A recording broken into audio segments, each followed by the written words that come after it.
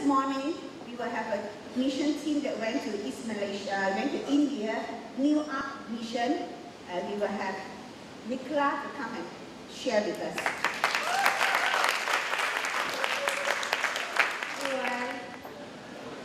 There will be photos showing as I shared, so you can get an idea of the kind of people we saw and all that. Okay, this was my first trip, and we went from the 1st to the 7th of October.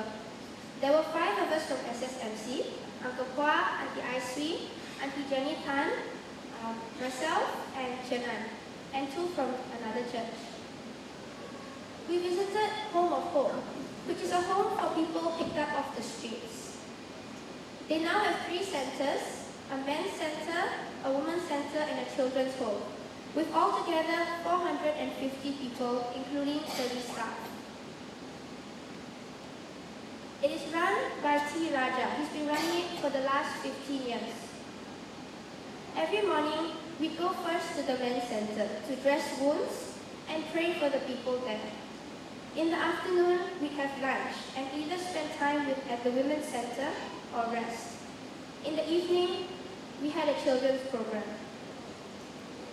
Now I'd like to share with you the 2 most important things I learned in this trip. Firstly, I learned how much more I have to learn about loving as God does. You know, in Malaysia, where volunteer work is made so enjoyable and well organized, for me personally, it was easy to think that, yeah, I knew enough, I had done enough volunteer work, you know, I knew a thing or 2 about God's love. But when you go there, you really realize how much more you have to learn. Because it's not just the cute, adorable kids with the big eyes and puffy cheeks that are so easy to love. But there are those that are difficult to love. There are those that are dirty and smelly, that just lie around, that have dirty wounds or just poo and pee everywhere, which attracts flies. I mean, in the children's center, I was in charge of the toddlers to about 9, along with Auntie Jenny and Auntie Aiswi. And there were a few severely mentally handicapped children.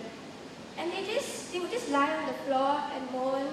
And sometimes it was exasperating because halfway through the lesson, there would be a puddle of pee on the floor. And one of our team members even stepped in it once.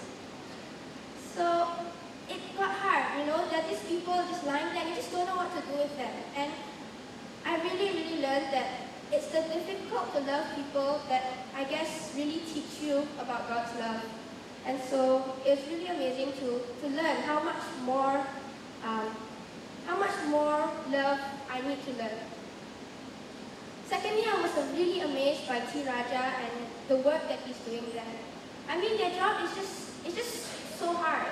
Not only do they have to take care of so many people who can't take care of themselves often, but they have to worry about things that we take for granted here, like gas and water.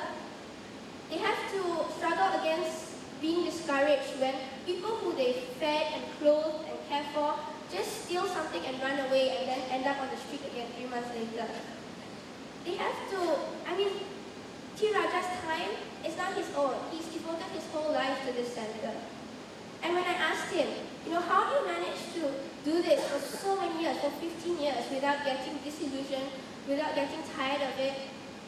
And he talked about how God gives him strength, about the difference between doing things in our own strength and doing things in God's Spirit. And I really, really believe that he's a testament to how God gives us strength and how it's impossible to do something without God's help.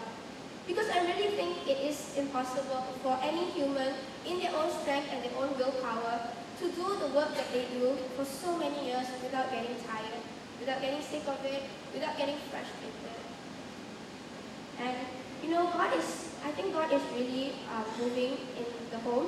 He's really touching lives.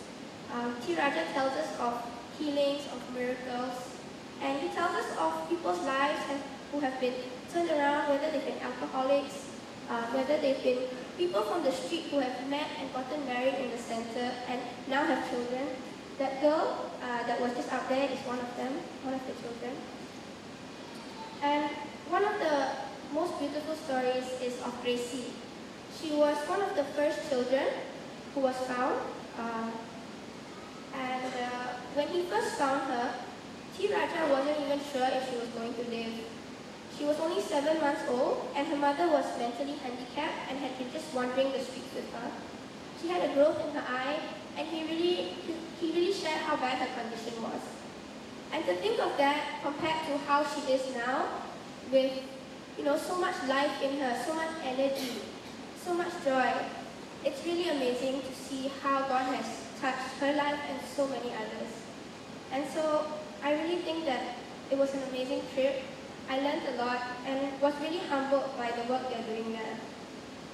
So yes, I would recommend that anyone who wants to go and who thinks that you know enough about loving the unlovable or the hard to love, I would recommend that you go.